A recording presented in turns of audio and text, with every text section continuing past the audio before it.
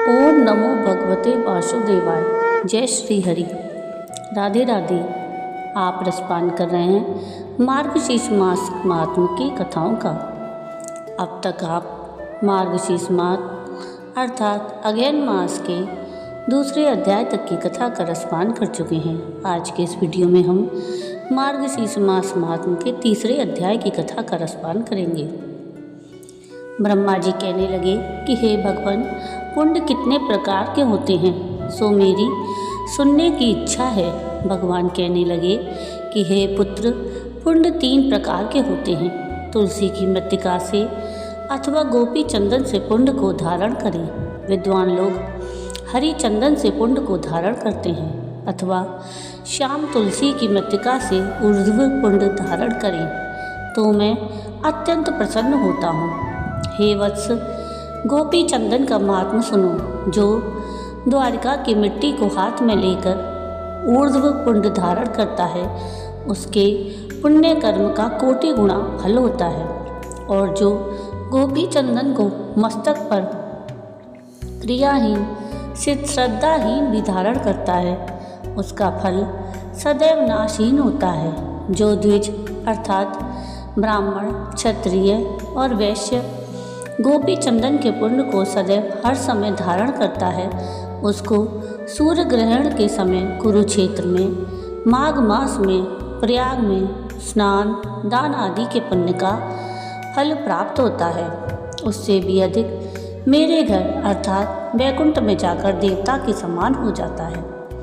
जिसके घर में गोपी चंदन रहता है और भक्ति से जो गोपी चंदन के पुण्य को अपने ललाट पर धारण करता है, उसके घर में ये ब्राह्मण कंस को मैं वध करने वाला कृष्ण लक्ष्मी के सहित वास करता हूँ। जो इस कलयुग में पापों को नाश करने वाली द्वारिका की मिट्टी को मेरा मंत्र पढ़कर ललाट में धारण करता है, वह चाहे कितना ही पापी क्यों न हो, यमराज का दर्शन नहीं करता। जिसके मरण के समय में गोपी चंदन का पुण्य ललाट, हृदय और मस्तक में लगा रहता है, वह मेरे लोक को पाता है। चाहे गौ को मारने वाला बालघाती या ब्रह्म हत्यारा भी क्यों न हो, जिसके ललाट में गोपी चंदन का पुण्य लगा होता है, मेरे प्रभाव से उस प्राणी को ग्रह, राक्षसगण, यक्ष, पिशाच, उरग और भृत्य नायक कभी बाधा नहीं देते। जिसके ललाट में सुंदर ऊर्ध्व पुण्य देखने में आता है, तो यदि वह चांडाल है तो भी वह शुद्ध आत्मा पूजनीय है, इसमें कोई संशय नहीं है। जो बिना स्नान किए अपवित्र पात की क्रियाओं को करता है, वह गोपी चंदन के संपर्क से उसी क्षण पवित्र हो जाता है। और जो अपवित्र है, आचार से भ्रष्ट है और नित्य ही पाप कर्मों में लगा रहता है, परंतु नित्य ऊर्ध्व पुण्य को धारण करने से पवित्र हो जाता है। सो हे ब्राह्मण, मेरे भक्त को चाहिए कि मेरे प्रिय होने के लिए अथवा अपने कल्याण और रक्षा के लिए मेरे पूजन और हवन के समय प्रातःकाल और सायंकाल नित्य ही सावधान होकर इस संसार से मुक्त कर देने वाले ऊर्ध्व पुण्य को धारण कर ऊर्ध्व पुण्य को धारण करने वाला चाहे चांडाल ही क्यों ना हो, और वे चाहे कहीं भी मर जाए, विमान में बैठकर मेरे लोक को पाकर पूजित हो जाता है। ऊर्ध्व पुण्य को धारण करने वाला जिसके अन्न को भी खाता है, उसी समय उसके 20 कुलों का नरक से उद्धार कर देता है। जो शीशे में अथवा जल में देखकर विधि पूर्वक ऊर्ध्व पुण्य धारण करता है, वह परम गति को प्राप्त कर लेता है। अनामिका उंगली से तिलक धारण करने से शांति मिलती है। मध्यमा उंगली को बढ़ाने वाली अंगुष्ठ पुष्टि देने वाला तथा तर्जनी मोक्ष को देने वाली है। जो गोपी चंदन का टुकड़ा किसी वैष्णव को देता है, वह अपने 1-8 कुलों को तार देता है। जो बिना ऊर्ध्व पुण्य तिलकों के यज्ञ, दान, तप, हवन, वेद पाठ, पितृतर्पण आदि करता है, उसका सब कृत्य व्यर्थ हो जाता है।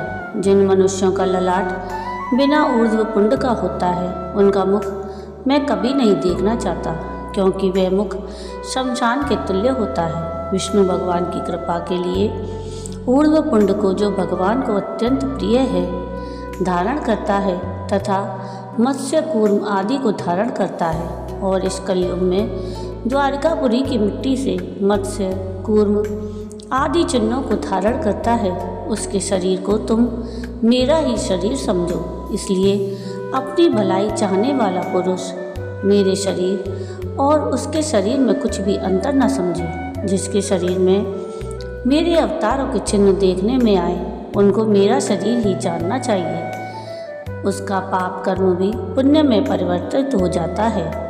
जो मनुष्य अपने शरीर में शंख, चक्र, गदा, पद्म, मत्स्य और कूर्म की रचना करता है, उसके पुण्य की सदैव वृद्धि और 100 जन्मों के पाप का नाश हो जाता है। इस कलयुग के समय जिसके शरीर में मेरे आयुधों के चिन्ह देखने में आए, वे मेरे ही रूप हैं। जिसका शरीर नित्य नारायण के आयुधों से चिन्हित होता है, उसके चाहे करोड़ों पाप क्यों न हो, यमराज उसका क्या कर सकता है।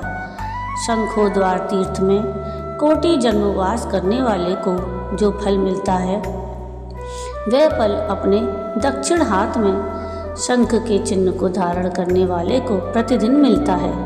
पुष्कर तीर्थ में विष्णु के दर्शन से जो फल कहा गया है, उससे कोटि गुणा अधिक फल शंख के ऊपर कमल के चिन्ह धारण करने को मिलता है। कलयुग में जिसकी वाम भुजा पर गदा का चिन्ह लगा रहता है, गदाधर भगवान उसको गया श्राद्ध का फल प्रतिदिन देते हैं। काशी में चक्र स्वामी के समीप लिंग दर्शन से जो फल मिलता है, वही फल अपने शरीर में गदा और चक्र के लिखने से मिलता है। जिसका शरीर गोपी चंदन से रचित मेरे आयुधों से चिन्हित है, उसको प्रयाग आदि तीर्थों में जाने की क्या आवश्यकता है, क्योंकि वहाँ जाने से जो फल मिलता है वह उसको वहीं पर ही मिल जाता है।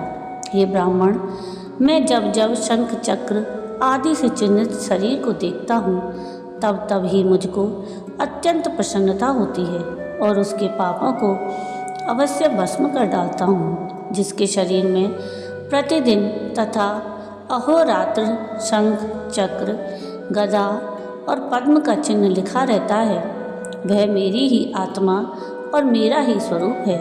जो कलयुग में नारायण के आयुधों के चिन्ह को धारण करके पुण्य के कर्मों को करता है, उसको उस कर्म का मेरु के तुल्य फल मिलता है। इसमें कुछ संशय नहीं है। हे पुत्र, जो शंख आयुध से चिन्हित होकर विधिहीन भी श्राद्ध करता है, तो उसको श्राद्ध का अक्षय पूर्ण फल मिलता है। जिस प्रकार अग्निदेव वायु से प्रेरित होकर काष्ठ को अत्यंत जला देता है, वैसे ही मेरे आयुधों को देखकर आप समूह जल जाते हैं। ओम नमो नारायण इस 8 अक्षरों वाले मंत्र से युक्त मुद्रा को स्वर्ण या चांदी के बने मेरे शंख आदि आयुधों को जो धारण करता है, विशेष रूप से कलयुग में धारण करता है, वह मुझको प्रहलाद के समान प्रिय है। नारायण की मुद्रा, शंख, चक्र आदि के चिन्ह अथा और आंवले के फलों की माला और तुलसी की लकड़ी की माला तथा 12 अक्षर मंत्र ओम नमो भगवते वासुदेवाय को और मेरे आयुधों को धारण करता है, वह वैष्णव मेरे समान ही हो जाता है। जिसके घर में शंख चक्र के चिन्ह से चिन्हित शरीरधारी ब्राह्मण भोजन करता है, हे पुत्र, उसके अन्न के पितरों के सहित मैं स्वयं भोजन करता हूँ। जो श्री कृष्ण के आयुधों से चिन्हित शरीरधारी को देखकर उसका सम्मान नहीं करता, वह 12 वर्ष के उपार्जित शुभ कर्मों के फल को नष्ट कर देता है।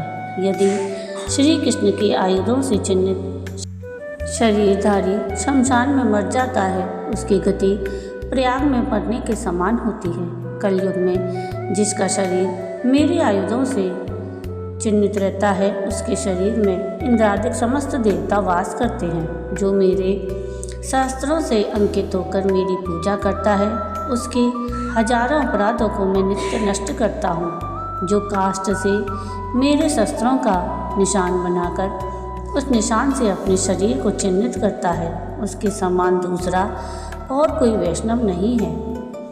नमो नारायणाय इस अष्टाक्षर मंत्र की धातु की बनी हुई मुद्रा शंख, पद्म आदि की मुद्रा को अपने हाथ में धारण करता है। वह सुर और असुर सभी से पूजित होता है।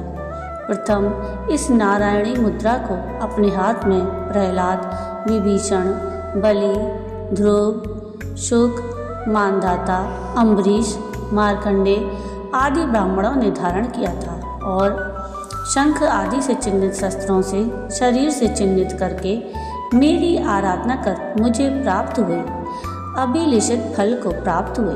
गोपी चंदन की मिट्टी से जिसका शरीर चिन्हित है और शंख, चक्र, पद्म आदि से चिन्हित है, मैं उसके शरीर में सदैव वास करता हूँ। बुद्धिमान विद्वान सोने, चांदी, तांबा, कांसा या लोहे का चक्र बनाकर धारण कर और वह चक्र 12 आरा, 6 कोष और 3 बलि से विभूषित हो।